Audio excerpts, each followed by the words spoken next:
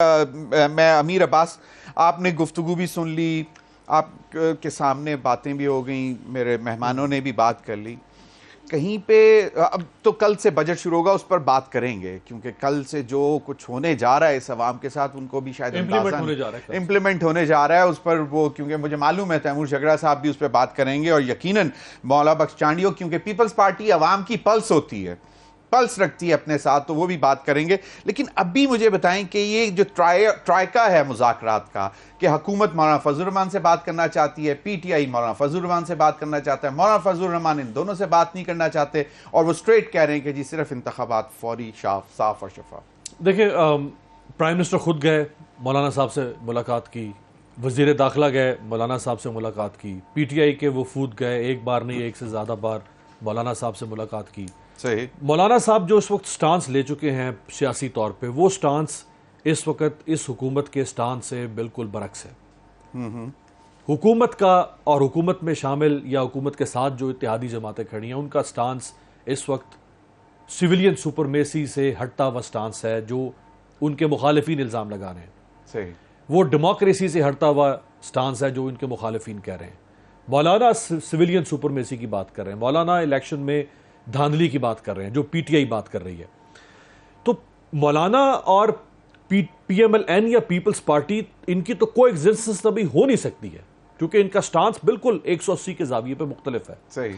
مولانا اور P T I کی یا پی ٹی آئی کے ساتھ جو باقی چار جماعتیں ہیں، ان کے سٹانس میں ایک کو ایگزسٹنس ہمیں نظر آ رہی ہے، سنکرنائزیشن نظر آتی ہے، وہ اکٹھے ہو سکتے ہیں. اگر مولانا، پی ٹی آئی اور اس اپوزیشن کے اتحاد جس کا نام تحریک تحفظ آئین پاکستان ہے، اگر مولانا ان کے ساتھ شامل ہو جاتے ہیں تو پھر اس تحریک کا راستہ روکنا ریاست کے لیے ناممکن ہو جائے گا. یہ اتنی وسیفرس فورس بن جائے گی، کیونکہ مولانا کے پاس بھی سٹریٹ پاور ہے، اور یہ 4-5 جماعتیں ان کے پاس بھی بہرحال سٹریٹ پاور ہے.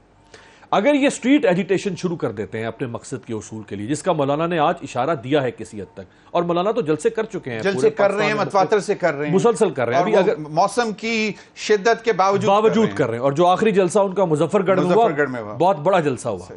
تو اگر یہ ری انفورس کر دیتی ہیں، یہ جماعتیں اکٹھی ہو جاتی ہیں، تو پھر پیپلز پارٹی اور پی ایم ایل این کے لیے یہ جو حکمرانی ہے، یہ کانٹوں کا بستر بن جائے گی، یہ پھولوں کا سیج نہیں رہے گی.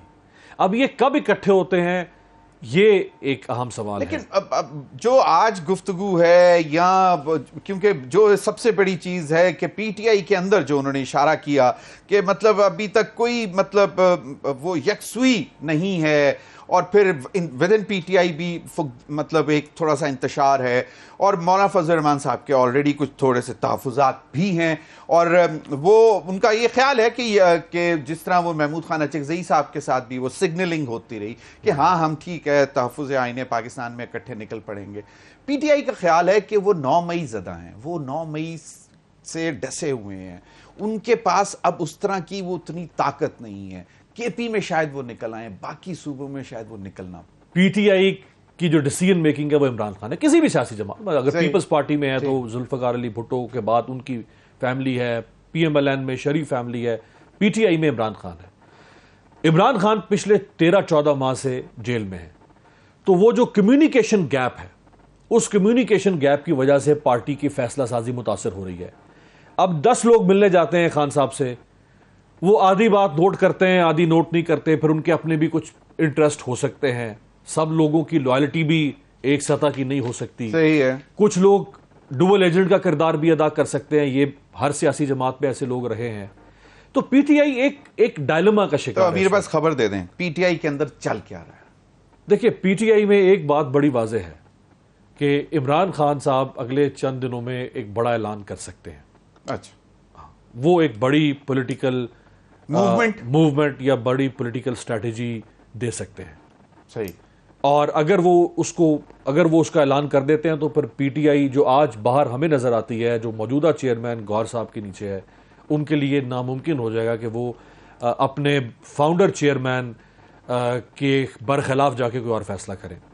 صحیح. لیکن اس کو اوتھینٹیکیٹ کون کرے گا؟ کیونکہ کہا یہ جاتا ہے کہ جب بھی کوئی سٹیٹمنٹ آتی ہے اڈیالہ جیل کے اندر سے، اس کے بعد پھر کاؤنٹر سٹیٹمنٹس ہیں کہ نہیں، خان صاحب نے ایکچولی یہ نہیں کہا تھا، انہوں نے یہ کہا تھا. Because no actually direct word is available from بانی پی ٹی آئی. دیکھیں چونکہ بہت سارے لوگ مل رہے ہیں, ان کو بہت سارے لوگ مل رہے ہیں, اور ہر شخص کے وہ مختلف بات کرتے ہوں گے, باہر آتی ہیں, پھر میڈیا پہ وہ سٹیٹمنٹ آتی ہے, مس انٹرپریٹ بھی ہوتی ہے. کمیونیکیشن گیپ جب رہے گا تو جو بالکل ہارٹ ٹو ہارٹ کمیونیکیشن ہو سکتی ہے ایک لیڈر کی ڈائریکٹلی, وہ تو نہیں ہو پا رہی ہے. صحیح ہے, وہی مسائل تو ہے نا.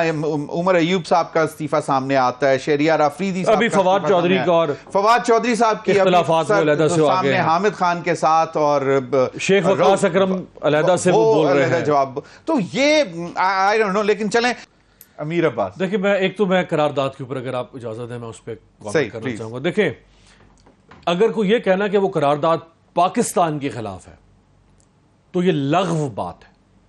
صحیح, یہ جھوٹ اور پروپیگنڈا ہے کہ وہ قرارداد پاکستان کے خلاف ہے. وہ قرارداد پاکستان میں ہونے والے جرائم کے خلاف ہے. وہ قرارداد ہمارے سیاہ کرتوتوں کے خلاف ہے.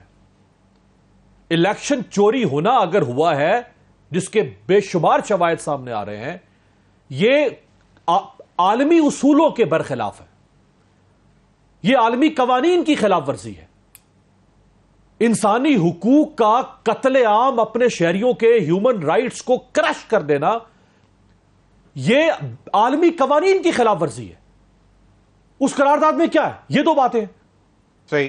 آج کیا جب سویڈن کے اندر قرآن پاک کے نسخے کو نظر آتش کیا گیا, پاکستان کی پارلیمنٹ نے قرارداد منظور کی نا ان کے خلاف, کیونکہ ہماری دل آزاری ہوئی. جو سویڈن میں عمل ہوا وہ عالمی قوانین کے خلاف تھا. تو سویڈن نے کہا کہ بھائی تو ہمارا اندرونی معاملہ ہے, آپ کون ہوتے ہیں مداخلت کرنے والے. صحیح. ابھی اسرائیل کے نیتن یاہو کو انٹرنیشنل کرمنل کورٹ نے جو سزا سنائی ہے, صحیح, ورسٹ وار کرمنلز ڈکلیئر کیا ہے, تو وہ کیا کہہ رہا ہے, یہ تو میرا انٹرنل معاملہ ہے. نہیں بھائی, کچھ عالمی آفاقی عالمگیر اصول ہیں. ان اصولوں کی خلاف ورزی جو ملک جہاں جس حد تک کرے گا دنیا اس پر بولے گی. صحیح. اگر یہ لوگوں کے اندرونی معاملات ہوں تو آج آسٹریلیا سے لے کے اوپر اسکینڈینیویا سے لے کے نیچے ساؤتھ امریکہ تک دنیا فلسطینیوں کے حق میں نہ کھڑی ہو رہی ہو, کیونکہ اسرائیل تو کہہ رہا ہے ہمارا اندرونی معاملہ, آپ کون ہوتے ہیں اس میں بولنے والے, ہم جانے اور فلسطینی جانے. تو یہ جو قرارداد آئی ہے اس میں جو کچھ کہا گیا ہے وہ بالکل پوری دنیا کو اس پر آواز اٹھانی چاہیے. صحیح.